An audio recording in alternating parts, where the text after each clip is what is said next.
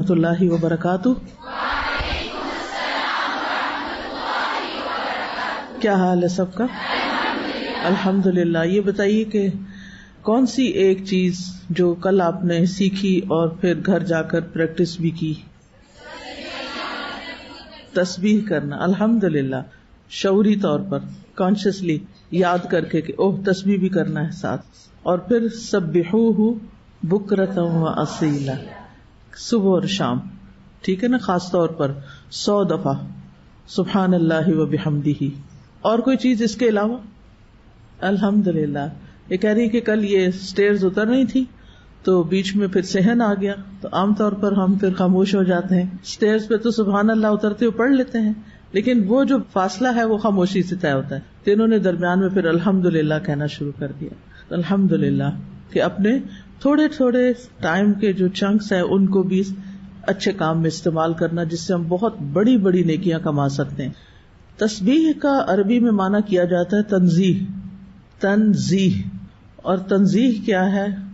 نفی الکمال، یعنی کمال میں نفی ہونا، یعنی کسی کمی کا شکار ہونا، عیب اور نقص کا۔ نحمدہ ونصلی علی رسولہ الکریم، اما بعد فاعوذ باللہ من الشیطان الرجیم، بسم اللہ الرحمن الرحیم، رب اشرح لی صدری ویسر لی امری واحلل عقدۃ من لسانی یفقہوا قولی۔ الحمد للہ رب الارض ورب السماء، خلق آدم وعلمہ الاسماء، لا الہ الا اللہ وحدہ لیس لہ انداد ولا اشباہ ولا شرکاء۔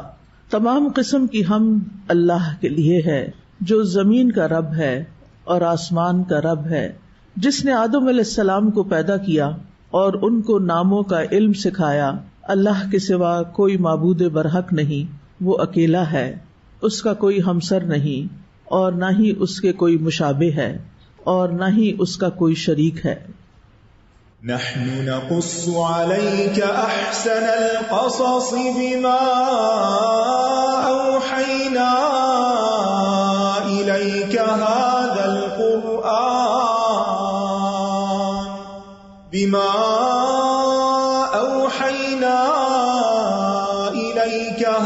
القرآن وإن كنت من قبله لمن الغافلين۔ قصص القرآن پروگرام کے تحت ہم نے کل پچھلی آیت میں آدم علیہ السلام کی تخلیق کی ابتدا کے بارے میں پڑھا کہ جب اللہ تعالیٰ نے آدم علیہ السلام کو پیدا کرنے کا ارادہ کیا تو فرشتوں کو اس کی خبر دی۔ فرشتوں نے تعجب کرتے ہوئے عرض کیا کہ آپ آدم کو بطور خلیفہ پیدا کر رہے ہیں، اس خلیفہ سے فتنہ و فساد کی بھی توقع ہے، ہم آپ کی تسبیح و تقدیس کر رہے ہیں، پاکی بیان کر رہے ہیں، آپ کی عبادت کے لیے ہم ہی کافی ہیں۔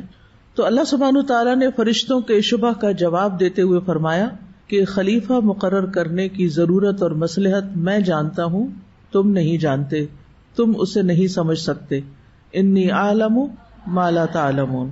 تو اب اگلی آیات میں اللہ سبحانہ تعالیٰ نے فرشتوں کے سامنے ایسے امور پیش کیے جس سے انہوں نے آدم علیہ السلام کی فضیلت اور اللہ تعالیٰ کے کمال حکمت اور اس کے علم کو جان لیا۔ تو آج ہم شروع کریں گے آیت نمبر 31 سے۔ وَعَلَّمَ آدَمَ الْأَسْمَاءَ كُلَّهَا ثُمَّ عَرَضَهُمْ عَلَى الْمَلَائِكَةِ فَقَالَ أَنبِئُونِي بِأَسْمَاءِ هَؤُلَاءِ إِن كُنتُمْ صَادِقِينَ۔ قالوا سبحانك لا علم لنا إلا ما علمتنا إنك أنت العليم الحكيم۔ قال يا آدم أنبئهم بأسمائهم فلما أنبأهم بأسمائهم قال ألم أقل لكم إني أعلم غيب السماوات والأرض وأعلم ما تبدون وما كنتم تكتمون. اور اس نے آدم کو سب کے سب نام سکھا دیے، پھر انہیں فرشتوں کے سامنے پیش کیا اور فرمایا اگر تم سچے ہو تو مجھے ان سب کے نام بتاؤ. وَعَلَّمَ آدَمَ الْأَسْمَاءَ كُلَّهَا. علامہ کا فاعل اللہ سبحانہ تعالیٰ ہے، یعنی اللہ سبحانہ تعالیٰ نے تعلیم دی. کس کو؟ سیکھنے والے کون ہیں؟ آدم علیہ السلام. اور کس چیز کی تعلیم دی؟ اسماء کی تعلیم دی. کتنے اسماء کی؟ کلہا، سارے کے سارے. تو یہ اللہ سبحانہ تعالیٰ کا انسان پر، ابو البشر آدم علیہ السلام پر بہت بڑا فضل و کرم ہے کہ اس نے اسے وہ سکھایا جسے وہ جانتا نہ تھا. وَعَلَّمَكُمْ مَا لَمْ تَكُونُوا تَعْلَمُونَ. انسان علم کے ساتھ درجات حاصل کرتا ہے. انسان کی عزت اور انسان کا شرف علم کے ساتھ ہے. اللہ سبحانہ تعالیٰ نے اسے سب سے بہترین چیز سے نوازا، اور یہی وہ چیز تھی جس نے ابو البشر آدم علیہ السلام کو فرشتوں سے ممتاز الگ کر دیا تھا. اب سوال یہ پیدا ہوتا ہے کہ آدم علیہ السلام کو کس قسم کا علم دیا گیا، کس کے نام سکھائے گئے؟ اس میں متعدد آراء ہیں. ایک یہ ہے کہ یہ چیزوں کے نام تھے. کون سی چیزوں کے نام؟ ان تمام چیزوں کے نام جو وہاں حاضر و موجود تھی، کیونکہ اللہ سبحانہ وتعالیٰ نے فرشتوں سے فرمایا انبئونی باسماء ہؤلاء، یعنی جو چیزیں وہاں نظر آ رہی تھیں ان چیزوں کے نام تھے، یا پھر ان چیزوں کے نام تھے جن کی اس وقت آدم علیہ السلام اور ان کے بیٹوں کو ضرورت تھی. ابن عباس کہتے ہیں کہ اس سے مراد یہی نام ہیں جو لوگوں میں متعارف ہیں، مثلا انسان، حیوان، زمین، آسمان، پہاڑ، تری، خشکی، گدھا وغیرہ. اور صحیح بات یہی ہے کہ آدم علیہ السلام کو ان تمام اشیاء کے نام، ان کی صفات اور افعال سکھائے گئے تھے. یہ ابن عباس کی رائے ہے جو ابن کثیر نے پیش کی ہے، تفسیر ابن کثیر میں ہے، اور اسی کو راجح رائے کہا جاتا ہے. اس کے علاوہ بھی کچھ اقوال ہیں، جس بعض کہتے ہیں کہ انہیں فرشتوں کے نام سکھائے گئے کہ یہ جبریل ہیں، یہ اسرافیل ہیں، یہ فلاں فرشتے ہیں، یہ فلاں، یعنی جو فرشتوں کے نام تھے. ایک اور رائے یہ ہے کہ ان ناموں سے مراد آدم علیہ السلام کی ذریت کے نام، یعنی ان کے سب بچوں کے نام، اولاد آدم کے نام. ایک اور رائے یہ ہے کہ آدم علیہ السلام کو تمام زبانیں سکھائی گئی تھی، یعنی صرف ایک زبان میں ہی نام نہیں بتائے گئے بلکہ زبانوں کا علم بھی دیا گیا تھا. علماء کہتے ہیں کہ تمام زبانیں توقیفی ہیں، اللغات التوقیفیہ، یعنی الہامی ہیں، اللہ نے سکھائی ہیں. اور یہ دراصل علم آدم علیہ السلام کو سب سے پہلے دیا گیا تھا. لیکن اصل بات پھر یہی ہے کہ یہ سب آراء ہیں. اللہ سبحانہ تعالیٰ نے خود ناموں کی تفصیل ہمیں نہیں بتائی کہ وہ کیا نام تھے. اس لیے ناموں کی بحث میں پڑھنے کی بجائے اصل بات کی طرف توجہ کرنی چاہیے اور اس کے بارے میں دیکھنا چاہیے کہ اللہ تعالیٰ دراصل سکھانا کیا چاہتے تھے، ہمیں کیا بتانا چاہتے ہیں. کیونکہ ان چیزوں کے بارے میں جاننے یا نہ جاننے سے ہمارا کوئی نقصان نہیں، یعنی وہ کسی کے بھی نام ہو، بس اتنا ہی کافی ہے کہ وہ نام تھے، اسم تھے، اسم کی جمع اسماء ہوتی ہے. تو اصل چیز ان واقعات میں نصیحت ہے، غور و فکر کرنا ہے، سبق لینے ہیں. اب یہ بھی سوال کیا گیا کہ یہ نام سکھائے کیسے گئے، یعنی آدم علیہ السلام کیا بیٹھے ہوئے تھے یا ان کے ہاتھ میں کوئی کتاب تھی، یا پھر ان کو کس طریقے سے سکھائے گئے؟ انہوں نے تلقی کے ذریعے یہ لیے یا اللہ تعالیٰ نے ان کے دل میں ڈال دیے، ان کو الہام کر دیے؟ تو یہاں تعلیم سے مراد علامہ ہے نا، تو تعلیم سے مراد تلقین بھی ہو سکتی ہے، یعنی اللہ تعالیٰ نے ان کے دل میں یا ذہن میں یہ بات ڈال دی تھی اور ان کو ناموں کے بارے میں شناخت کرا دی گئی اور ان کے ذہن اور حافظے میں محفوظ کر دیا گیا، اور جس وقت انہیں بتانے کی ضرورت پڑی تو انہوں نے اپنے ذہن اور حافظے سے وہ نام بتا دیے. تو جب اللہ تعالیٰ نے آدم علیہ السلام کو یہ حکم دیا وَعَلَّمَ آدَمَ الْأَسْمَاءَ كُلَّهَا ثُمَّ عَرَضَهُمْ عَلَى الْمَلَائِكَةِ، نام اللہ تعالیٰ نے آدم کو سکھائے، سوال کس سے کیا؟ فرشتوں سے. پھر انہیں فرشتوں کے سامنے پیش کیا، انہی چیزوں کو یا انہی لوگوں کو. فَقَالَ أَنبِئُونِي بِأَسْمَاءِ هَؤُلَاءِ، فرمایا کہ مجھے ان چیزوں کے نام بتاؤ، ان کنتم صادقین، اگر تم سچے ہو. یعنی فرشتوں کا امتحان ہو گیا، ان سے سوال کیا گیا. اور ان کا امتحان کیوں ہوا؟ کیونکہ ان کے ذہن میں ایک سوال تھا کہ آدم کو زمین کی خلافت کے لیے کیوں بنایا جا رہا ہے، کیوں پیدا کیا گیا. تو آدم علیہ السلام کلام کرنے لگے، ناموں کی خبر دینے لگے، اور اس طرح ایک امتحان میں کامیاب ہو گئے جس میں فرشتے کامیاب نہیں ہوئے تھے. اور اس سے یہ پتہ چلتا ہے کہ زمین کی خلافت کے لیے علم کا ہونا بے حد ضروری ہے. اور یہ علم الاسماء جو ہے یہ کوئی دین کا علم نہیں تھا، بلکہ یہ ایک طرح سے آپ کہہ سکتے ہیں محتاط الفاظ میں کہ یہ دنیا کا علم تھا، دنیاوی چیزوں کا علم تھا جو انسان کی ضرورت سے متعلق ہیں. اور اللہ تعالیٰ نے اس کا خود آغاز کیا، خود سکھائے، اور یہ اللہ تعالیٰ کی بہت بڑی رحمت ہے. اگر آدم علیہ السلام کو یہ تعلیم نہ دی جاتی تو ہم اس کے وارث کیسے بنتے؟ اور اگر ہم ان چیزوں کے نام نہ جانتے ہوتے، اگر اللہ ہی نہ ڈالتا دل میں، تو ہم تو گائے بھینس کی طرح ہی ہوتے. ان کی بھی زبان ہے، وہ بھی کچھ نہ کچھ بولتے ہیں، لیکن ان کو نہیں پتا ہی ان کے آس پاس چیزوں کے نام کیا ہیں، وہ اس دنیا کو نہیں پہچانتے. اور ہمارے لیے دنیا میں رہنا کتنا مشکل ہو جاتا. اس کا اندازہ مجھے اس وقت ہوا جب 2017 میں مجھے چائنا جانے کا اتفاق ہوا. وہاں ایک لفظ بھی کہیں انگریزی کا نہ لکھا ہوا ملتا ہے نہ کوئی بولتا ہے.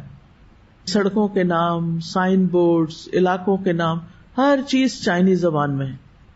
تو انسان کو یوں محسوس ہوتا ہے جیسے آپ بالکل کورے جاہل انسان ہیں، کچھ بھی نہیں آتا، کسی چیز کا نام نہیں آتا، آپ کچھ بھی نہیں پڑھ سکتے، آپ ٹوٹلی ان پڑھ ہیں کیونکہ جانتے ہی کچھ نہیں. چائنا تو دور کی بات ہے. کچھ سال پہلے ہمیں مردان جانے کا اتفاق ہوا. جس گھر میں ہم ٹھہرے ان کی میڈز پشتو بولتی تھی، ان کو اردو کا ایک لفظ نہیں آتا تھا. اس وقت شام میری گود میں تھا تو ہمیں دودھ چاہیے تھا، تو گھر والے ذرا آرام کر رہے تھے، صبح صبح کا وقت تھا، تو کچن میں میڈز ہی تھی. اب ہم نے ان کو ہر چیز بتائی کہ ہمیں دودھ چاہیے، لیکن انہیں کچھ سمجھ، وہ کبھی کوئی چیز اٹھا کے دیتی، کبھی کوئی چیز اٹھا کے دیتی، کبھی کوئی چیز. تو آپ سوچئے کہ اگر یہ علم الاسماء نہ ہوتا تو یہ دنیا کیسی ہوتی، کتنی زیادہ ہمیں مشکل ہوتی کمیونیکیشن میں. اور جتنے جتنے نام چیزوں کے پتہ ہوتے ہیں، بس پھر وہ نام ہی لینے کی ضرورت ہوتی ہے، اشارہ ہی کافی ہوتا ہے اور کام ہو جاتا ہے. مثلا اگر آپ نے کسی کو بھیجنا ہو گروسری کرنے کے لیے اور کچھ منگوانا ہو اور نام ہی نہ پتا ہو آپ کو، اور نہ اس کو پتا ہو اور نہ دکاندار کو پتا ہو، دنیا کا نظام ایک دن نہیں چل سکتا اور بہت ہی مشکل ہوتی ہے. کہتے ہیں کہ نبی صلی اللہ علیہ وسلم نے اپنی مختلف استعمال کی چیزوں کے بھی نام رکھے ہوئے تھے. آپ کی 7 زرہیں تھیں. زرہ کو تو پتا نا، زرہ جنگی لباس جو ہوتا ہے. ایک کا نام تھا ذات الفضول، ذات الوشاح، ذات الاحواشی، سعدیہ، فضہ، بطر اور خرنق. یہ زروں کے نام تھے. آپ کے پاس 6 کمانیں تھیں. کسی ایک کا نام بتا دیں. 6 کمانیں تھیں آپ کے پاس. کمان کا پتہ ہے؟ پہلے تو کمان ہی پتا ہونا. تیر کمان ہوتی ہے، زورا، وجا، صفرا، بیدا، کثوم. پھر ڈھالوں کے بھی نام تھے، زلوق اور فتق. آپ کے پاس 9 تلواریں تھیں، ان سب کے نام تھے. ماثور، عزب، ادب، وہ جو ایک آپریشن ہوا تھا نا، عین، ضاد اور با، وہ اسی نام پہ رکھا گیا. ذوالفقار، قلعی، بتار، حنف، دسوب، مخدم، قضیب. اسی طرح آپ کا حربہ، اس کا بھی نام تھا نبعہ. آپ کے پاس عقاب نام کا سیاہ پرچم تھا. آپ کے پاس کن نام کا ایک خیمہ تھا. ممشوق نام کا عصا بھی تھا. آپ کے امامہ کا نام سحاب تھا. ایک برتن کا نام غرا تھا. گدھے کا نام افیر نام تھا آپ کے گدھے کا. ابو طلحہ کے گھوڑے کا نام مندوب تھا. ابو درداء کے اونٹ کا نام دمون تھا. جنت کے دروازوں کا بھی نام ہے. ایک دروازے کا نام یہ سب کو آتا ہے الحمدللہ، ریان تھا. اس سے کیا پتہ چلتا ہے؟ یعنی سب سے پہلے اللہ تعالیٰ نے نام سکھائے، اور رسول اللہ صلی اللہ علیہ وسلم کی سنت سے کیا پتہ چلتا ہے کہ آپ نے اپنے استعمال کی جو سب سے اہم ترین چیزیں تھیں ان کے نام رکھے ہوئے تھے. مثلاً آپ کے گھر میں یہ تلواریں دیوار پہ لٹکی ہوئی ہوتی تھی، ایک اسلحہ موجود تھا. اور اب اگر آپ نے کسی ایک مخصوص تلوار کو اتروانا ہے، کسی کو کہنا اپنے غلام کو کہ یہ اتار دو، اچھا ہم ہو تو کیا کہیں گے؟ وہ ہے نا، وہ جو نمبر 1 2 3 4 پہ جو ہے نا، وہ مجھے اتار کے دو. کس طرح کی زندگی ہم جیتے ہیں نا. تو اسی لیے ہمارے وقت میں برکت نہیں ہوتی، کیونکہ ہم لمبی چوڑی باتیں کرتے ہیں. ہمارا کمیونیکیشن کا انداز، بات کرنے کا، کنوے کرنے کا، دوسرے کے سمجھنے کا، اس میں اتنا بڑا گیپ ہے جس کی وجہ سے ریلیشن شپ بھی خراب رہتے ہیں اور فرسٹریشن بھی بہت ہوتی ہے اور کاموں میں تیزی بھی نہیں آتی. تو اب آپ سوچ سکتے ہیں کہ آپ اپنی کس چیز کا نام رکھ سکتے ہیں. کم از کم ہم الہدا میں کچھ دروازوں کے نام رکھ لیں. افسوس کے ساتھ یہ کہنا پڑتا ہے کہ ہم نے جو کورسز کے نام رکھے ہیں وہ بھی بولتے ہوئے ہمیں تکلیف ہوتی ہے. اچھا بھلا نام ہے تعلیم القرآن، جس کو بھی آپ بتائیں گے وہ خوش ہوگا کہ میں قرآن سیکھ رہی ہوں. TQ کس کو پتا. اب اس سفر میں مجھے اتنی تکلیف ہوئی، میں مختلف جگہوں پر جب گئی تو میں کسی سے ملتی تو پوچھتی آپ کیا کر رہی ہیں، تو کہتی میں پتہ نہیں TDPC کر رہی ہوں. پتہ نہیں یہ کیا ہے. پھر میں پوچھتی ہے کیا چیز ہے، تو کہتی ہے تعلیم دین، پتہ نہیں صبح کا شام کا اور پتہ نہیں کون کون سا نمبر، اتنا لمبا اس کو بنایا ہوا ہے. آپ سمپلی کہہ سکتے ہیں مثلاً میں الہدا اسلام آباد سے تعلیم القرآن کا کورس کر رہی ہوں، اور اندر تو یہ سارا کچھ بتانے کی ضرورت نہیں. اندر تو آپ یہ کہہ سکتے ہیں میں تعلیم القرآن 1 کی اسٹوڈنٹ ہوں، 2 کی اسٹوڈنٹ ہوں.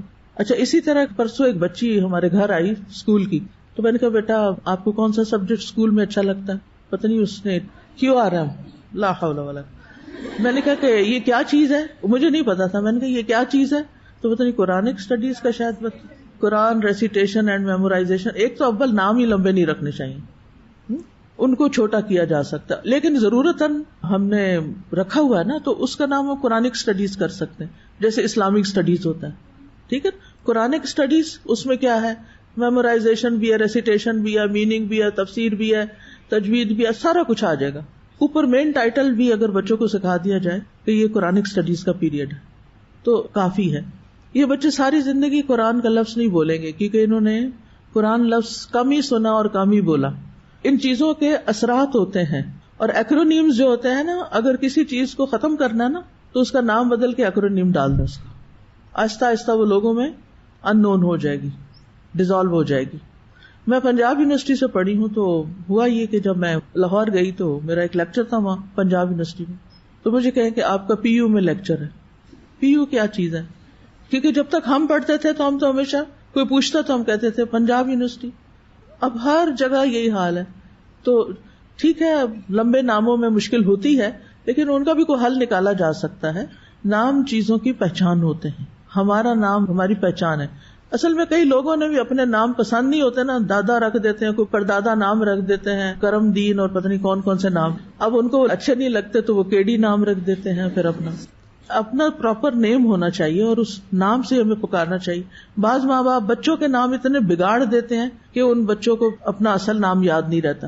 تو یہ ہمارے دین کا حصہ ہے، صحیح نام رکھنا اور صحیح نام پکارنا اور کمیونیکیشن کو آسان بنانا. اور اس کی تعلیم خود اللہ تعالیٰ نے دی ہے. تو جس کی تعلیم اللہ سبحانہ و تعالیٰ دے اس علم کو کیسا علم سمجھنا چاہیے؟ معمولی. بعض اوقات ہمارے اسٹوڈینٹس کا یہ ذہن بن جاتا ہے کہ اب ہم نے قرآن پڑھ لیا ہے، قرآن کی تعلیم حاصل کر لی، اس لیے اب اس کے بعد مجھے کوئی دنیا کی تعلیم نہیں پڑھنی، مجھے نہیں پڑھنی. یہ مشکل ہوتی ہے. قرآن پڑھنے میں تو ایک روحانی قوت ہوتی ہے، ایک مزہ آتا ہے، ایک خوشی ہوتی ہے. اب ماں باپ کہتے ہیں کہ تمہیں اس کے بعد یہ پڑھنا ہے. اب ہمارے اوپر تو پانی پڑ جاتا ہے کہ یہ تو بہت مشکل کام ہے. ٹھیک ہے، میں نہیں کہتی کہ سارے کے سارے لوگ ہی نکل کھڑے ہوں، کچھ لوگ تو ایسے ہوں جو قرآن کے علم میں بھی مہارت حاصل کریں اور اس کی تعلیم دیں، اور اچھے ذہین لوگ ہوں جو دنیا میں بہت آگے جا سکتے ہیں، ایکسل کر سکتے ہیں، وہ دین میں بھی بہت ایکسل کریں. اور لوگوں کو بے حد ضرورت ہے، دنیاوی علوم دنیا کی ضرورت پوری کرتے ہیں اور مختلف ضروریات پوری کرتے ہیں، اور اس میں بہت سے لوگ بھی ہیں. لیکن دینی علم تو ہر بندے کی ضرورت ہے. بعض اوقات لوگ کہتے ہیں یہ دین پڑھ کے آپ کریں گے کیا، اس کا تو کوئی فیوچر ہی نہیں ہے، یا اس کا تو کوئی اسکوپ نہیں ہے. تو میں حیران ہوتی ہوں، میں کہتی کیسے اسکوپ نہیں ہے؟ دین تو ہر بندے کی ضرورت ہے، ہر ایک کو سیکھنا چاہیے، یہ تو ایک فریضہ ہے. تو اگر سارے لوگ بھی سکھانے لگ جائیں آپ، تب بھی پورے اسلام آباد کو آپ پورے نہیں آ سکتے. ایک مثال ہے. تو اس لیے کبھی بھی یہ نہ سمجھے کہ دینی علم کم ہے اور دنیاوی علم برا ہے. نیور. ہر نفع مند علم. ہم جب دعا کرتے ہیں اللہم انی اسألک علما نافعا، کہ اللہ ہمیں علم نافع عطا فرما، تو پھر اس میں دینی علم بھی آتا ہے، دنیاوی علم بھی آتا ہے. ٹھیک ہے ہمارے سلیبس بعض اوقات ایسے ہوتے ہیں کہ اس میں ہمیں کچھ چیزیں پڑھنی پڑ جاتی ہیں مجبوراً اضطراری طور پر کہ جو ہمیں بہت تکلیف دیتی ہیں یا ہمارے مزاج سے میل نہیں کھاتی، یا قرآن پڑھنے کے بعد وہ بالکل لغویات لگتی ہیں، جیسے اردو پوئٹری ہے مثلاً جو عام طور پر عشق و عاشقی کی شاعری ہے، عجیب سی لگتی ہے، کیونکہ جب انسان اللہ سے محبت کرنا سیکھ لیتا ہے تو پھر اس کے بعد دوسری محبتیں چیپ سی لگتی ہیں، اس طرح کی باتیں کرنا. لیکن ٹھیک ہے، اس سے انسان ووکیبلری سیکھتا، اپنی نیت درست کر لے. ہم ووکیبلری سیکھ رہے ہیں، ہم ایکسپریشن سیکھ رہے ہیں، بہت سے اور فائدے ہو سکتے ہیں. ایون عربی زبان میں ماسٹرز آپ کر ہی نہیں سکتے جب تک آپ دور جاہلیت کی شاعری نہیں پڑھتے. اور دور جاہلیت کی شاعری بہت رچ ہے، اور اس کا پڑھنا اس لیے بھی ضروری ہے کہ پھر قرآن کی آپ کو قدر آتی، کیونکہ دور جاہلیت میں ان کی اصل جو اسٹرینتھ تھی وہ شعر و شاعری تھی. ہر بات وہ شعر و شاعری میں کرتے تھے، اور جس قبیلے کا شاعر اسٹرانگ ہوتا تھا وہ قبیلہ بہت اسٹرانگ ہو جاتا. وہ اس دور کا میڈیا تھا. تو وہ شعر و شاعری جو تھی اس کے میلے لگتے تھے، اور جو سب سے اعلیٰ شعر ہوتے تھے ان کو سونے کے پانی سے لکھ کے خانہ کعبہ میں لٹکایا جاتا تھا، اور ہر عمرہ حج کرنے والا آ کر ان شعروں کو یاد کر لیتا اور واپس جا کے اپنے اپنے علاقوں میں اس کو پھیلا دیتا تھا. تو یہ اس دور میں کمیونیکیشن کا ذریعہ تھا اور چیزوں کو پھیلانے کا. تو اس میں بھی جو امرؤ القیس کی شاعری ہے اس میں بعض اوقات اتنی فحش باتیں ہیں کہ آپ کے لیے پڑھنا دوبر ہو جاتا ہے. لیکن اب کیا کیا جائے، اس کے بغیر آپ امتحان پاس نہیں کر سکتے، آپ کو پڑھنی. تو کچھ چیزیں ناگوار بھی ہوتی ہیں، اب وہ سسٹم کا حصہ ہے.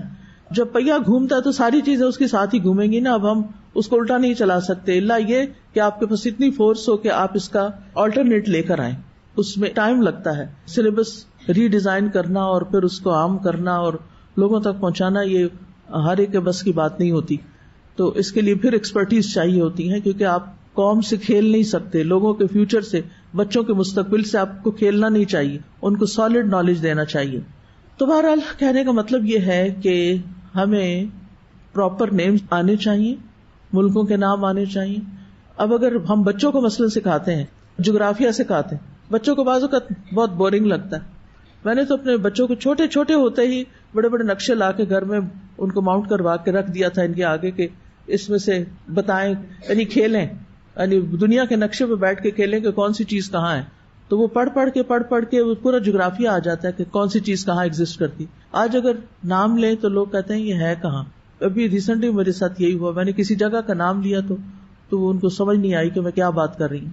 تو مسلمانوں کے علوم میں پیچھے نہیں ہونا چاہیے، لیکن علوم کی ہے اسم، ناموں کا علم.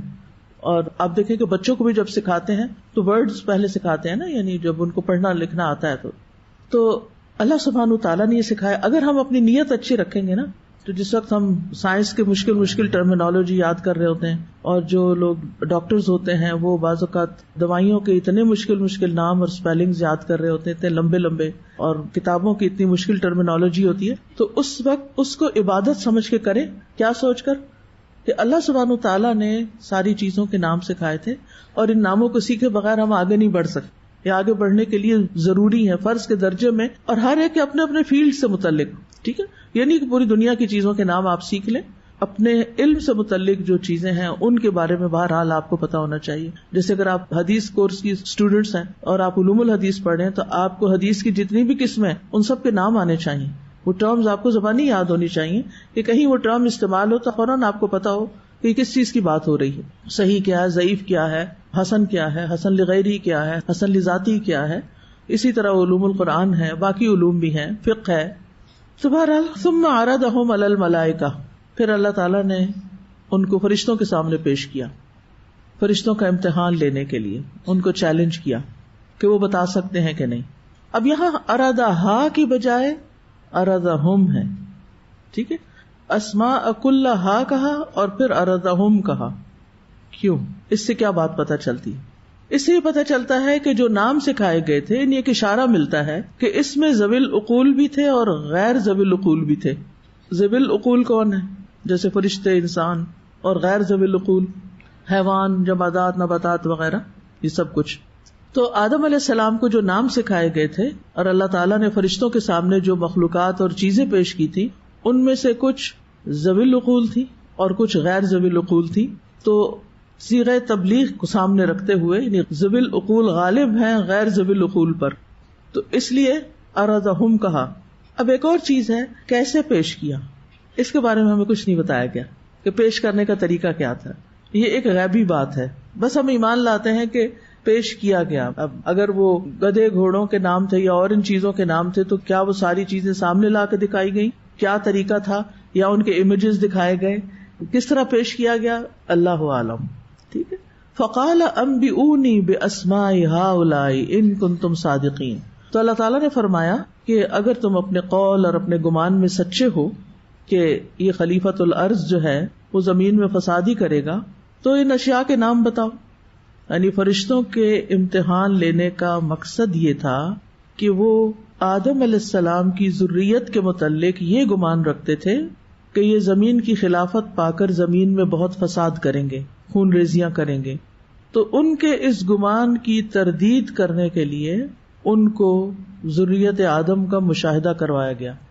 یعنی اگر اس میں انسان بھی تھے تو بعض علماء کہتے ہیں کہ جیسے حضرت آدم کی اولاد میں سے داؤد علیہ السلام بھی تھے, سلیمان علیہ السلام بھی تھے, محمد صلی اللہ علیہ وسلم بھی تھے. یعنی صرف خون ریزیاں کرنے والے لوگ نہیں, یہ جلیل القدر پیغمبر بھی ہیں.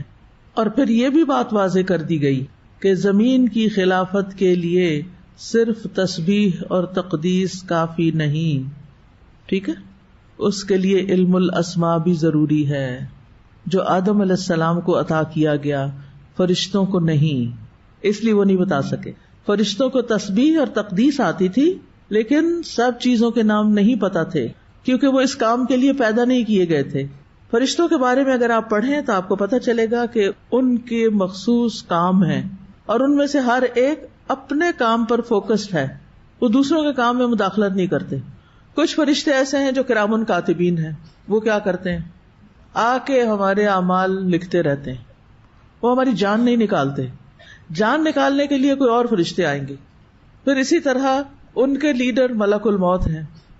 ٹھیک ہے, یعنی یہ مثال ہے. اور بھی آپ فرشتوں کی تفصیلات پڑھیں تو اسرافیل علیہ السلام جو صاحب السور ہیں, وہ صرف اور صرف کس پہ توجہ کیے ہوئے ہیں, سور پہ. جب سے وہ پیدا ہوئے ان کو سور دے دیا گیا ہے کہ جس دن اللہ کا حکم آئے گا تو آپ نے سور میں پھونک مار دینی ہے اور دنیا کو ختم کر دینا ہے. وہ عرش کی طرف نگاہیں ٹکائے ہوئے ہیں, سور کو سامنے رکھے ہوئے ہیں اور صرف اشارے کے منتظر ہیں کہ کب اللہ تعالیٰ کا حکم ہوتا ہے. وہ اتنے فوکسڈ ہیں, انہیں اس سے کوئی غرض نہیں لوگ کیا کر رہے ہیں. لیکن کچھ فرشتے ایسے ہیں جو عرش اٹھائے ہوئے ہیں, تسبیح بھی کر رہے ہیں اور اس کے ساتھ ساتھ زمین والوں کے لیے استغفار بھی کرتے ہیں, انسانوں سے محبت بھی کرتے ہیں. کچھ فرشتے ایسے ہیں کہ جو علم کی مجالس میں حاضر ہوتے رہتے ہیں. ٹھیک ہے, انہیں فرشتوں کے متعدد کام ہیں اور ہر ایک اپنے کام میں مشغول ہے اور اس کا علم اس کے کام تک محدود ہے. ان کی اسپیشلائزیشن اسی فیلڈ میں ہے, باقی چیزوں کو وہ نہیں جانتے. تو اس سے کیا بات سیکھنے کو ملتی ہے کہ ہر ایک کو ہر چیز سیکھنے کی ضرورت نہیں ہوتی. چونکہ آدم علیہ السلام تو ابو البشر تھے اور تمام انسانوں کے باپ تھے, اس لیے ان کو سارا کچھ دے دیا گیا. اور پھر یہ بات بھی کہ اگر آپ دنیا میں کچھ کرنا چاہتے ہیں تو آپ کے پاس دنیاوی علوم میں ایکسپرٹیز ہونی چاہیے, آپ کے پاس پختہ علم ہونا چاہیے, اس میں ایکسل کرنا چاہیے, اس میں آگے جانا چاہیے. اور امت مسلمہ اس وقت اپنے اس فریضے سے غافل ہے. ٹھیک, تو ہمارے دین میں دین اور دنیا الگ الگ نہیں ہے, یہ بات سمجھ لیجئے. دین کا کام دنیاوی فائدے کے لیے کریں گے تو کیا ہوگا, قبول نہیں ہوگا, کوئی فائدہ نہیں ہوگا اس کا آپ کو. اور دنیاوی کام دین کے فائدے کے لیے کریں گے تو کیا ہوگا, عبادت بن جائے گا. ہے نا مزے کی چیز. آپ دنیا کی کوئی ڈگری لے رہے ہیں لیکن دین کے فائدے کے لیے, اور ساتھ اپنی نماز روزہ اپنے فرائض پورے کر رہے ہیں, تسبیح بھی کرتے رہتے ہیں, سب کچھ کرتے رہتے ہیں, لیکن آپ کا کوئی خاص فیلڈ, اللہ نے آپ کو اس کے لیے پیدا کیا, آپ ایک بہت ہی قابل ڈاکٹر ہیں اور مریضوں کے ساتھ بات چیت کرتے ہیں, پیار کرتے ہیں, محبت کرتے ہیں اور ان کو ساتھ ساتھ اللہ سے جوڑتے چلے جاتے ہیں. آپ کی تبلیغ یہی ہے, آپ ان کو دوہرا فائدہ پہنچا رہے ہیں. ہم جیسے لوگ ایک فائدہ پہنچاتے ہیں, لیکن جو لوگ کسی فیلڈ کے ماسٹر ہوتے ہیں اور ساتھ دین کی بھی تبلیغ کرتے ہیں, وہ لوگوں کو دگنا فائدہ پہنچاتے ہیں. ہے نا فائدے کی بات, دگنا فائدہ پہنچاتے ہیں. اور وہ ان کو وہ بھی سکھاتے ہیں جس سے وہ دنیا میں ایکسل کریں اور دین کے ساتھ. مثلاً اگر آپ کسی ہاسپٹل میں کام کرتی ہیں اور پوری امانت داری سے کام کرتی ہیں, پورے حجاب میں کام کرتی ہیں, تو آپ کی ایسے ماحول میں پریزنس آپ کے لیے تو کچھ مشکلات کا باعث ہے, لیکن دینی لحاظ سے وہ بہت فائدے کی چیز ہے، اور اس پر آپ کو بے پناہ اجر بھی ملے گا کہ آپ نے ایک بالکل اپوزٹ ماحول میں اپنی آئیڈینٹی کو قائم رکھا. آپ اللہ کے بندے بن کر رہے، دنیا کے بندے نہیں بنے، لوگوں کو خوش کرنے نہیں لگ گئے، صرف اللہ کو خوش کرنے کے لیے سب کچھ کیا. اب یہاں پر ایک لفظ آیا ہے انبأ، انبئونی، انبأ، ایک ہوتا ہے نبأ، ایک ہوتا ہے انبأ. قرآن مجید میں دونوں الگ الگ معنی میں استعمال ہوئے ہیں. انبأ پورے قرآن میں 4 جگہوں پر آیا اور اس میں مختصر زمانہ ذکر کیا گیا، یعنی اس میں مدت اور دورانیہ کم ہوتا ہے، مدت لمبی نہیں ہوتی. لیکن نبأ کے استعمال میں کچھ طویل وقت آتا ہے. نبأ قرآن مجید میں 46 جگہوں پر آیا، انبئونی، انباء 4 جگہوں پر آیا. تو مطلب اس میں زیادہ ٹائم نہیں لگ رہا تھا، بس یہ کہ جلدی سے مجھے بتا دو جو تم سے پوچھا گیا ہے. تو اس آیت سے کیا پتہ چلتا ہے کہ اللہ سبحانہ تعالیٰ نے آدم علیہ السلام اور ان کی اولاد کو ایک خاص نعمت کے ساتھ عزت بخشی ہے، اور وہ نعمت کیا ہے؟ علم کی نعمت، علم کی دولت. اور ویسے بھی فرمایا وَلَقَدْ كَرَّمْنَا بَنِي آدَمَ وَحَمَلْنَاهُمْ فِي الْبَرِّ وَالْبَحْرِ وَرَزَقْنَاهُمْ مِنَ الطَّيِّبَاتِ وَفَضَّلْنَاهُمْ عَلَى كَثِيرٍ مِّمَّنْ خَلَقْنَا تَفْضِيلًا. اور البتہ تحقیق ہم نے بنو آدم کو عزت بخشی اور انہیں خشکی اور سمندر میں سوار کیا. سواریاں ہوں گی تو سوار ہوں گے نا. کس علم کی طرف اشارہ جا رہا ہے؟ کاریں بنانے کی طرف، جہاز بنانے کی طرف. دنیاوی چیزیں ہیں، لیکن صرف ابن آدم ہے جو سواری کرتا ہے. ٹھیک ہے نا. کبھی گائے بھینس کو گاڑی میں جاتے دیکھا ہے؟ نہیں. ان بیچاروں کو کس پہ لاتے ہیں جب ٹرانسپورٹ کرنا ہوتا ہے؟ کبھی دیکھا ہے راستے میں؟ ایسے ایسے بھیانک منظر میں نے دیکھے ہیں. بیچاری گائے نے منہ باہر نکالا ہوا ہوتا ہے اور لٹکا ہوا ہوتا ہے اس کا منہ، اور ایک ٹرک کے اندر پتہ نہیں کتنی ساری بھینسیں ساتھ ساتھ جوڑ کے ان کو کھڑا کر دیتے ہیں، اور وہ سارا وقت دھکے کھاتی ہے، اور بیچاری ان کو کچھ سمجھ نہیں کدھر لے جا رہے ہیں، ہمیں ذبح کرنا ہے یا بیچنا ہے یا کیا کرنا ہے. تو آپ اگر بیٹھتے ہیں بس میں یا کار میں یا گاڑی میں تو کس طرح بیٹھتے ہیں؟ سیٹ پہ بیٹھتے ہیں، عزت کے ساتھ بیٹھتے ہیں. تو بہرحال یہ بنی آدم کی کرامت ہے باقی مخلوق پر کہ باقی مخلوق بیچاری سانپ وغیرہ زمین سے گھسٹ گھسٹ کے جا رہے ہوتے ہیں، اور انسان گھوڑوں پہ بیٹھ کے، اونٹوں پہ بیٹھ کے یا کاروں میں بیٹھ کے جا رہے ہوتے ہیں. اور انہوں نے علم کی بنا پر یہ چیزیں ایجاد کی اور ان سے فائدہ اٹھایا. پھر رزقناہم من الطیبات، انہیں طیبات کھانے کو دی. اور ہم سبزی چھیل کے جو چھلکے ہوتے ہیں وہ بکری کو جا کے ڈال دیتے ہیں. ہم کیا کھاتے ہیں وہ کیا کھاتے ہیں. وفضلناہم، اللہ نے ہمیں فضیلت دی ہے، علی کثیر ممن خلقنا تفضیلا، حتیٰ کہ فرشتوں پر بھی فضیلت دی. اور فرشتوں پر فضیلت کب؟ علم کی بنا پر. تو اولاد آدم کے اس شرف میں تمام اولاد شامل ہے. بنی آدم پوری کی پوری، خواہ مسلمان ہو یا نان مسلم، امیر ہو یا غریب ہو، کالا ہو گورا ہو، ترقی یافتہ ہو ترقی پذیر ہو، مذکر ہو مؤنث ہو، بس یہ 2 ہی ہوتے ہیں. تو اس لیے اللہ نے ان سب کو عزت بخشی ہے. ٹھیک ہے. تو تمام اولاد آدم عزت کے قابل ہے، یہ بات یاد رکھیے. اللہ تعالیٰ فرماتے ہیں یا ایھا الناس اتقوا ربکم، اے لوگوں اپنے رب سے ڈرو. الذی خلقکم من نفس واحدہ، جس نے تمہیں ایک جان سے پیدا کیا.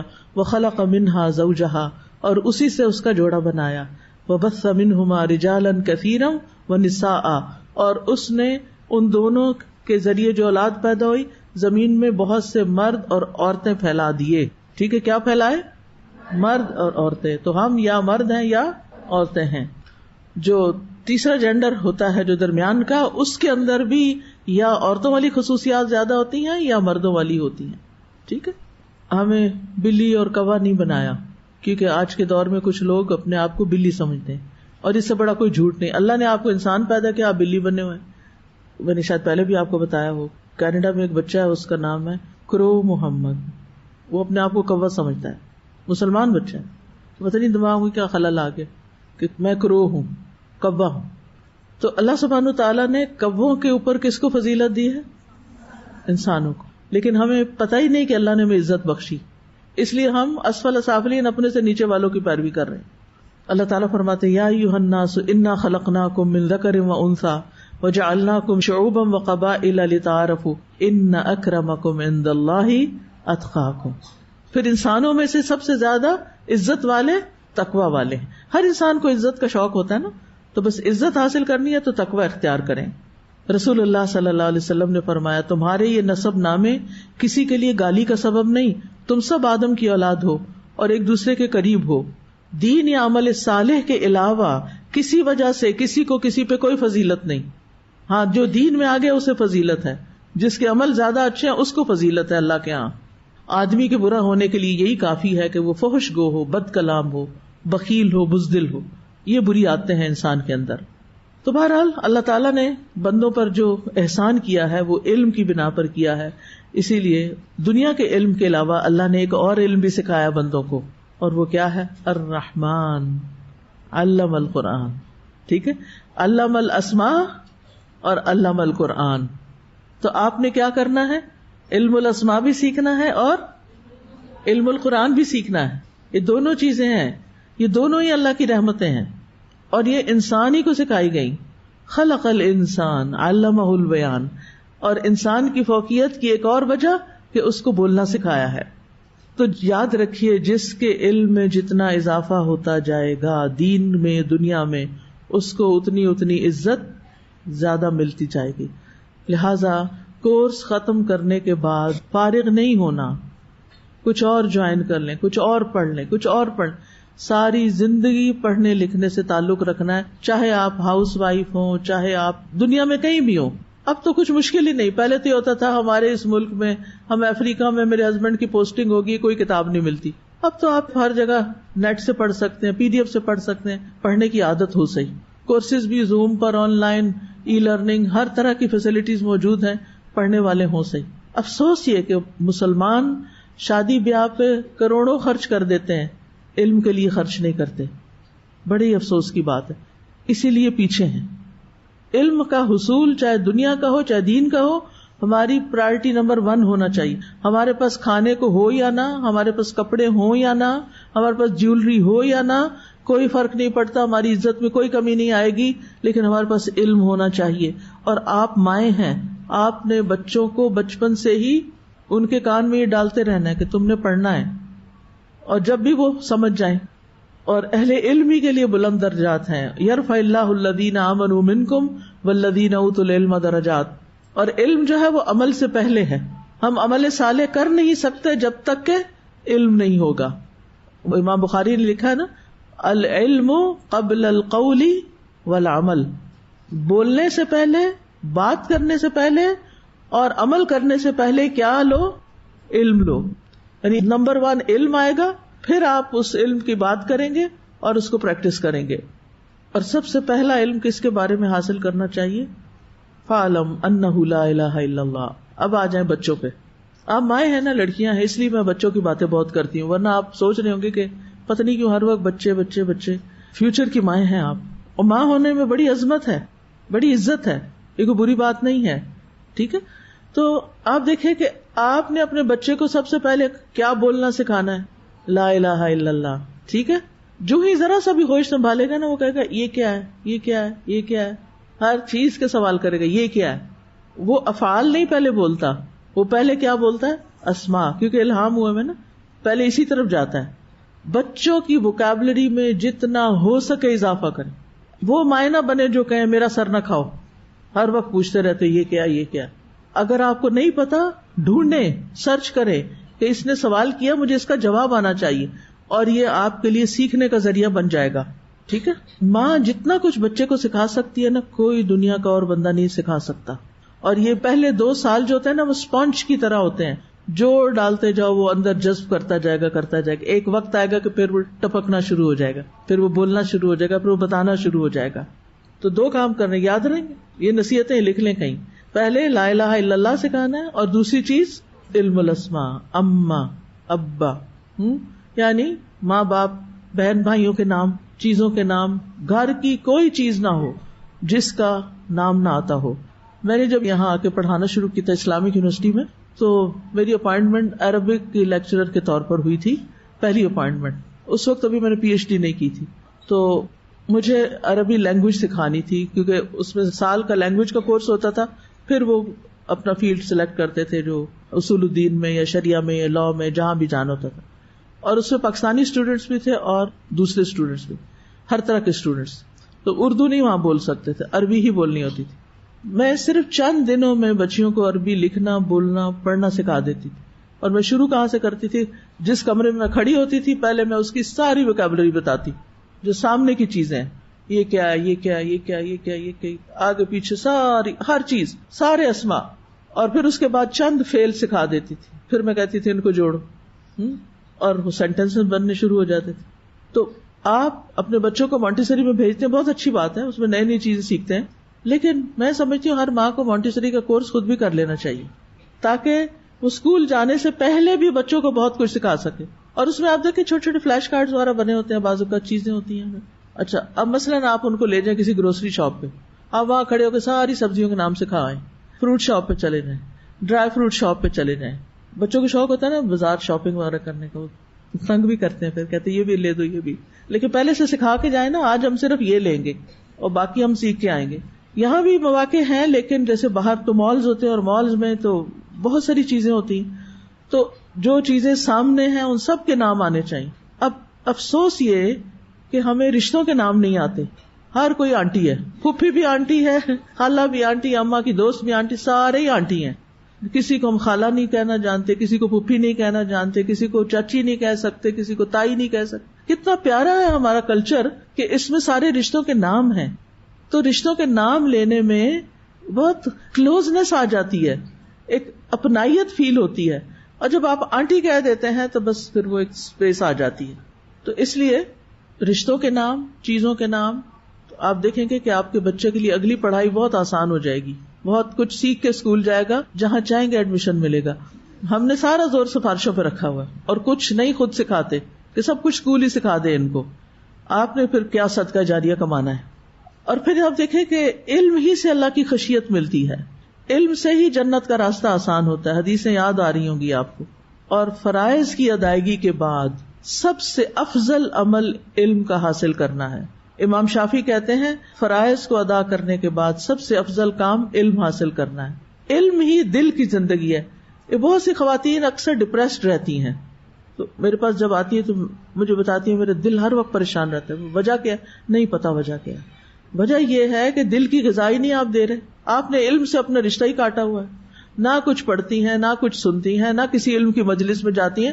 آپ پریشان نہ ہو تو کیا ہو، آپ کو ہونا ہی چاہیے. آپ کی قسمت میں ہی پریشانی ہے پھر، کیونکہ آپ علم نہیں حاصل کر رہی. علم کب تک حاصل کرنا چاہیے؟ موت تک. ہم تو پہلے ہی ریٹائر ہو کے بیٹھ گئے. علم سے کوئی ریٹائرمنٹ نہیں ہوتی. علم دل کی زندگی ہے. اور کمزور سے کمزور، بیمار سے بیمار، بوڑھے سے بوڑھا انسان اگر سیکھتا رہے، سکھاتا رہے تو اس کو پریشانیاں چھوڑ دیتی. پریشانیاں بیچاری آ ہی نہیں سکتی پھر پاس، اس کے پاس تو وقت ہی نہیں ہمارے لیے، ہمیں یہ انٹرٹین ہی نہیں کرتی. میرے سسر تھے، اللہ تعالیٰ ان پہ اپنی رحمت کرے، انہوں نے کبھی اینک نہیں لگائی تھی، لیکن وہ کتاب کو اس طرح کر کے دیکھ کے پڑھ رہے ہوتے تھے. بالکل بوڑھے ہو چکے تھے، آہستہ آہستہ تھوڑا بھولنے بھی لگ گئے تھے، لوگوں کا نہیں اتنا پتا ہوتا تھا، لیکن کتاب کا ساتھ نہیں چھوڑا آخر تک. انہیں کسی سے گلا شکوہ تھا ہی نہیں. میں نے کبھی نہیں دیکھا. میں ان کی بہت عزت اور قدر کرتی تھی کیونکہ علم والے بھی تھے نا، رشتہ تو تھا ہی لیکن علم والے تھے. تو میں سب چیزیں چھوڑ کے جب وہ گھر آتے تھے جا کے پاس بیٹھ جاتی تھی، تو میں ان سے سوال کرتی رہتی تھی مختلف، جو پڑھا ہوتا تھا یا لوگوں کے سوال ہوتے تھے تو بہت اچھے اچھے جواب دیتے تھے، مختصر لیکن بہت اچھے. تو میں گواہی دیتی ہوں کہ آج تک میں نے ان کی زبان سے نہ کسی کی غیبت سنی، نہ کسی کا شکوہ سنا، نہ کسی سے ناراضگی، نہ کسی سے کچھ نہیں. اپنے کام سے کام اپنا پڑھا کے آتے ہیں اور آ کے پھر گھر میں کتاب. جو بزرگ اس طرح اپنا بڑھاپا گزارتے ہیں وہ دلوں میں محبت رکھتے ہیں، اور جو ہر وقت منہ بسورے رکھتے ہیں ان کی اولاد بھی ان سے تنگ ہو جاتی ہے. وہ کہتی ہے پتہ نہیں کہاں چھوڑ آئے ان کو. تو اس لیے زندگی ایک جیسی نہیں رہتی. آپ کی یہ جوانی ہمیشہ نہیں رہے گی، یہ بہت جلدی وقت گزر جائے گا، لیکن ایک وقت آئے گا پھر آپ کو اگر عادت نہیں نا پڑھنے لکھنے کی، آپ کو علمی مجالس کے اندر جانے کی عادت نہیں نا، تو پھر آپ کو تو پہاڑ توڑنے جیسا کام لگے گا نکلنا. تو کچھ بھی ہو، ہاتھ پکڑ کے نکلیں، اسٹک پکڑ کے نکلیں، کچھ کریں، کوئی اپنی جمع پونجی خرچ کر کے ٹرانسپورٹ کا انتظام کر لیں، علم کی مجالس سے پہنچیں. آپ کے دل کی زندگی آگے، کیونکہ جب دل زندہ ہوتا ہے تو انسان زندہ ہو جاتا ہے. اور کھانے پینے سے زیادہ علم کی ضرورت ہے، دوائیوں سے زیادہ علم کی ضرورت ہے انسان کو.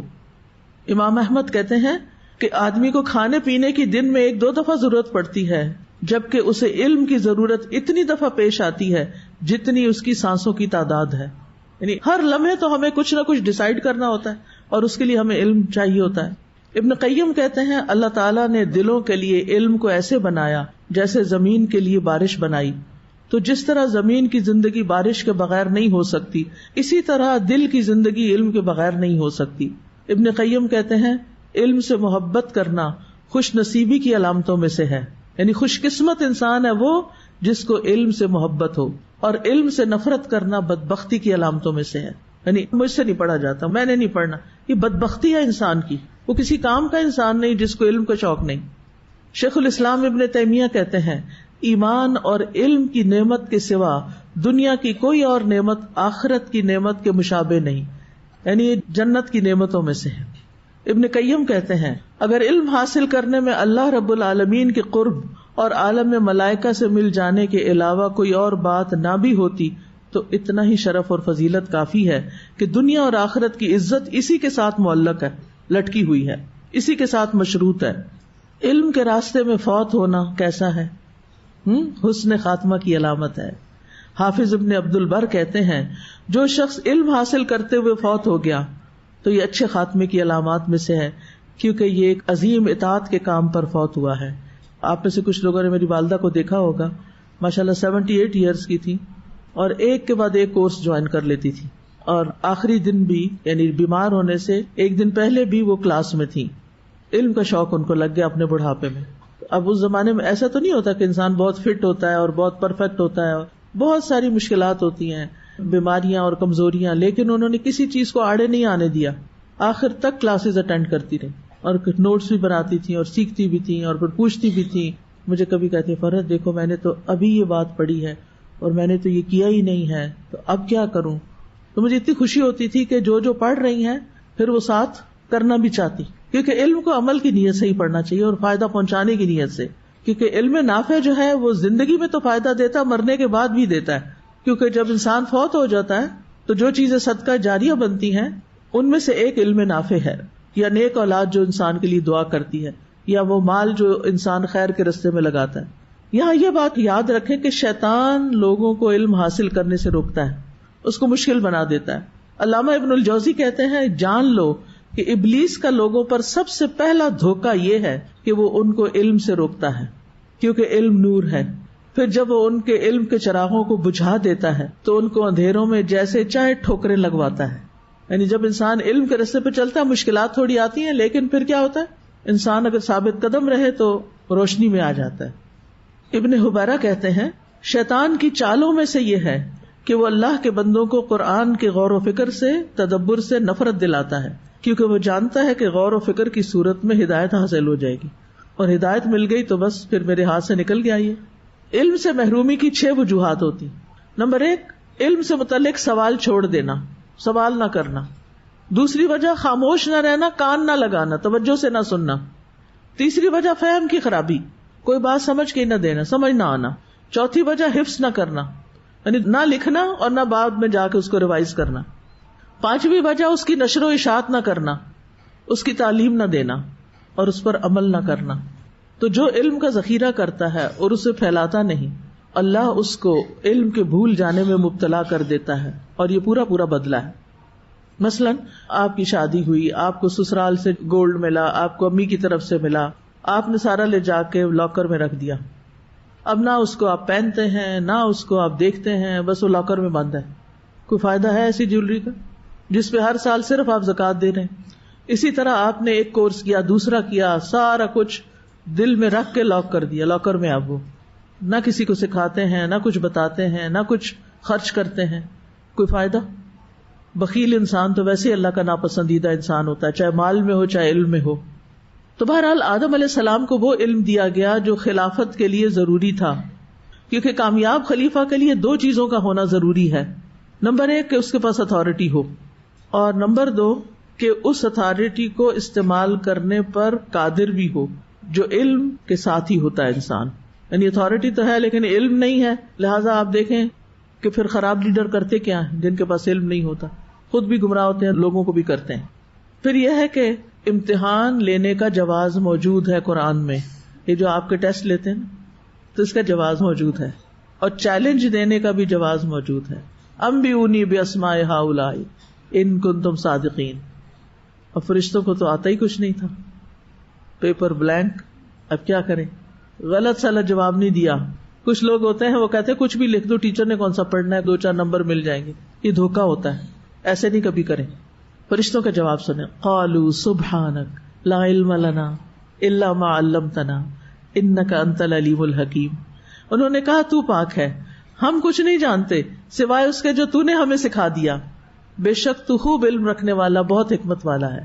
یہ فرشتوں کی عاجزی ہے، فرشتوں کا ادب ہے. انہیں اپنی کم علمی کا احساس ہو گیا، اپنے عجز کا، بے بسی کا احساس ہو گیا، تو انہوں نے آدم علیہ السلام کی فضیلت اور خلافت کے حقدار ہونے کا اعتراف کر لیا اور ادب کے ساتھ کہا سبحانک لا علم لنا الا ما علمتنا. ہم تیری عظیم تسبیح بیان کرتے ہیں، ہر کمال کے ساتھ تیرا وصف بیان کرتے ہیں، تجھے ہر نقص سے پاک قرار دیتے ہیں، ہمارے پاس علم نہیں ہے. لا عالم، یہ فرشتوں کی صفت ہے. سب سے پہلے فرشتوں نے اس کا اعتراف کیا تھا، کیونکہ اللہ سبحانہ تعالیٰ کے علم کا احاطہ تو کیا ہی نہیں جا سکتا. آیت الکرسی میں آتا نا وَلَا يُحِيطُونَ بِشَيْءٍ مِّنْ عِلْمِهِ إِلَّا بِمَا شَاءَ، کہ لوگ اس کے علم کا احاطہ کر ہی نہیں سکتے مگر جتنا وہ چاہے. جس کو جو چاہے جتنا چاہے سکھا دے، دیٹس اٹ. ہر شخص ہر چیز نہیں سیکھ سکتا، فرشتہ نہیں سیکھ سکتے ہر چیز، تو ہم تو پھر انسان ہیں. تو ہم آپ کی تسبیح کرتے ہیں، ہم آپ کا وصف بیان کرتے ہیں علم کے ساتھ، قدرت کے ساتھ، قوت کے ساتھ، حکمت کے ساتھ. آپ علم والے ہیں، حکمت والے ہیں، اور ان ساری صفات سے آپ کو پاک قرار دیتے ہیں جو اس کے برعکس ہیں، جو انسانوں کے اندر ہے، جیسے نیند ہے، موت ہے، محتاجی ہے، کمزوری ہے، بڑھاپا ہے. یہ سب کچھ اللہ کے ہاں نہیں ہے. ان ساری کمزوریوں سے اللہ کو پاک قرار دیتے ہیں. ہم تو صرف وہی جانتے ہیں جو تو نے ہمیں سکھایا. نبی صلی اللہ علیہ وسلم سے بھی اللہ تعالیٰ نے فرمایا وَعَلَّمَكَ مَا لَمْ تَكُنْ تَعْلَمْ وَكَانَ فَضْلُ اللَّهِ عَلَيْكَ عَظِيمًا، اور آپ کو وہ سکھایا جو آپ نہیں جانتے تھے، اور آپ پر اللہ کا بہت بڑا فضل ہے. تو اس آیت سے یہ بات پتہ چلتی ہے کہ فرشتوں کے پاس صرف وہی علم ہے جو اللہ نے انہیں سکھایا، جس کام پر وہ مامور ہیں. مثلاً بادلوں کا فرشتہ بادلوں کے بارے میں خوب جانتا ہے، بجلی کڑکنے کا اس کو پتا ہے. رات ایک فرشتے کا نام بھی ہے، سورۃ رات بھی ہے. پانی کا فرشتہ پانی پہ مامور ہے، اس کی معلومات تو رکھتا ہے، لیکن وہ باقی چیزوں کے افعال اور خواص سے لا علم ہے، بے خبر ہے. انسان کو ان ساری چیزوں کا سرسری علم دے دیا گیا، پھر اس پہ چھوڑ دیا گیا کہ اب وہ مزید تحقیق کرے، کوشش کرے، مسخر کرے اور جانے، استعمال میں لائے. کیونکہ اب وہ زمین میں اللہ کی طرف سے بھیجا گیا ہے، زمین اس کے لیے بنائی گئی. خلق لکم ما فی الارض جميعا، اب اس کو استعمال کرو، اب اس کو پڑھو، سیکھو، غور کرو، ریسرچ کرو، آگے بڑھو، زمین تمہارے لیے ہے. اب اس میں آپ دیکھیں کہ اللہ تعالیٰ نے انسان کو علم دیا اور فرشتوں کے بارے میں کیا فرمایا کہ ان کو انسان کے مقابلے میں کم علم دیا گیا. اسی بنا پر انسان کی فضیلت ثابت ہو گئی کس پر؟ فرشتوں. تو فرشتوں کا اللہ کے علیم اور حکیم ہونے کا اقرار بھی اس آیت میں موجود ہے. انک انت العلیم الحکیم، بے شک آپ ہی علم والے ہیں، آپ ہی حکمت والے ہیں، آپ کو سب پتا ہے. کیونکہ پیچھے اللہ تعالیٰ نے فرمایا تھا نا انی اعلم ما لا تعلمون، مجھے پتا ہے جو تمہیں نہیں پتا. اس کا انہوں نے اقرار کر لیا. انک انت العلیم الحکیم، واقعی آپ ہی سب جانتے ہیں، آپ علم والے بھی ہیں اور حکمت والے بھی ہیں. اور یہ اللہ تعالیٰ کے دونوں نام بھی ہیں. اللہ تعالیٰ ایسا العلیم ہے جس نے علم کے ساتھ ہر چیز کا احاطہ کیا ہوا ہے. پوری کائنات میں کوئی ایک چیز بھی اللہ کے علم سے چھپی ہوئی نہیں. وہ ہر چیز کو جانتا ہے، اس کے اندر باہر کو ہر چیز سے واقف. اللہ کا سارا علم لکھا ہوا بھی ہے لوح محفوظ میں. یعنی اللہ تعالیٰ کے پاس تو ہے علم، لیکن وہ سارا علم جو ہے لکھا ہوا بھی ہے. قد احاط اللہ بکل شیء علما، اللہ نے علم کے ساتھ ہر چیز کا احاطہ کر رکھا ہے. نہ زمین میں، نہ آسمان میں، نہ کائنات میں کہیں کوئی ذرے برابر بھی چیز نہیں جو اللہ سے چھپی ہوئی ہو. عالم الغیب والشہادہ ہے، یعلم السر وما اخفا، سر، راز، چھپی ہوئی چیزوں کو بھی جانتا ہے، اور اس سے بھی زیادہ جو چھپی اس کو بھی جانتا ہے، رازوں سے بھی آگے جانتا ہے، دلوں کے حال جانتا ہے. الحکیم، حکمت والا ہے. حکمت کیا چیز ہوتی ہے؟ ہر چیز کو اس کے مقام پہ رکھنا. آدم کو اس کے مقام پہ رکھا، فرشتوں کو اس کے مقام پہ رکھا. تو کوئی مخلوق اس کی حکمت سے باہر نہیں. اور اسی لیے اللہ تعالیٰ کے تمام اقوال، تمام افعال، تقدیر، شریعت، سب میں حکمت ہے. کس کس چیز میں؟ قول، فعل، تقدیر، شریعت، ہر چیز کے اندر حکمت ہے.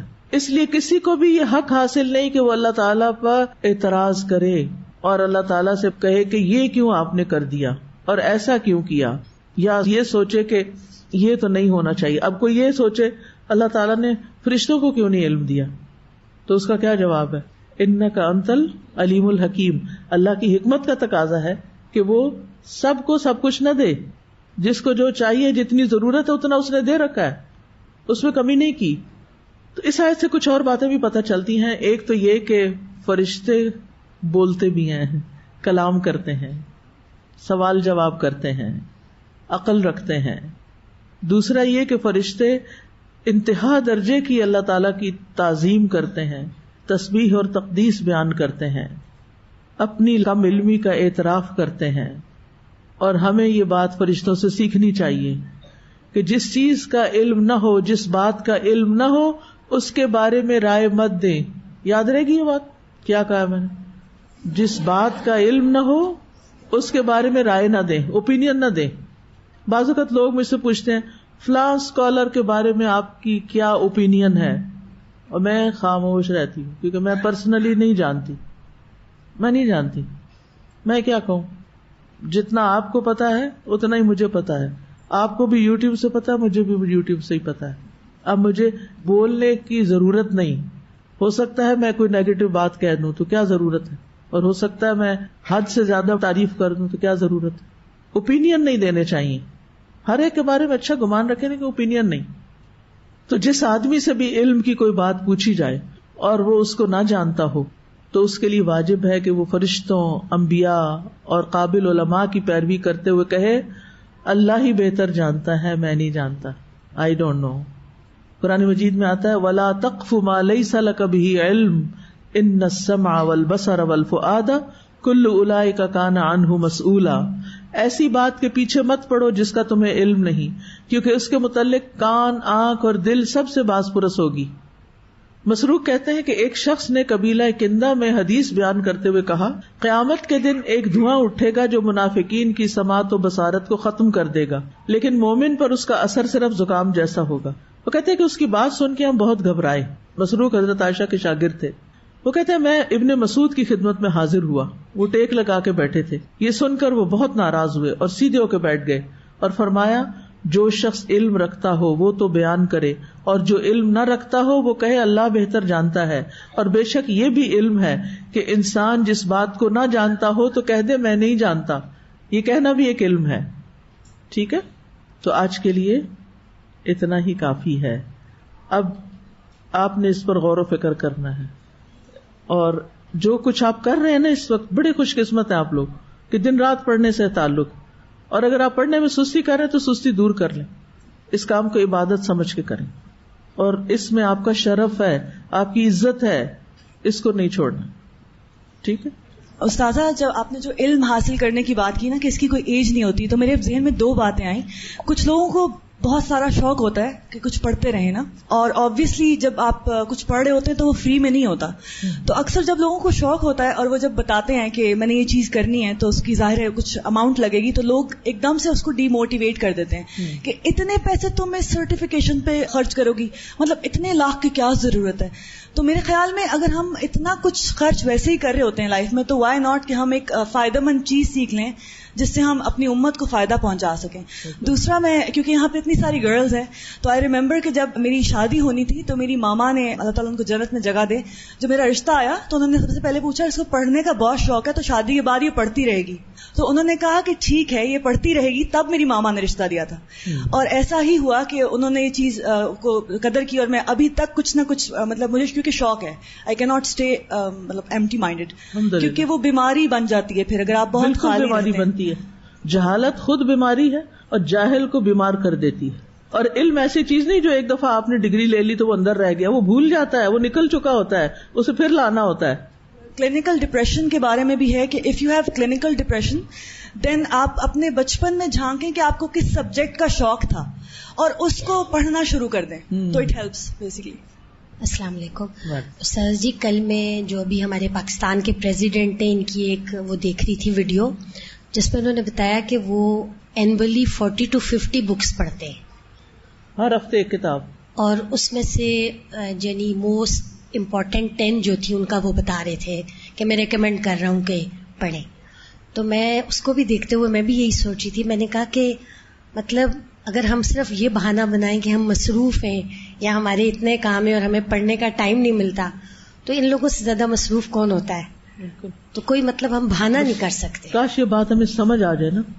ہمارے پاس وقت ہے, ہمارا وقت لغویات میں جاتا ہے, فضول باتوں میں, گپ شپ میں, بس دل کو ادھر ادھر خوش کرتے رہتے ہیں, حالانکہ اس سے بہتر چیزیں ہیں خوش ہونے کی. وآخر دعوانا ان الحمد للہ رب العالمین. سبحانک اللہم وبحمدک اشہد ان لا الہ الا انت استغفرک واتوب الیک. السلام علیکم ورحمۃ اللہ وبرکاتہ.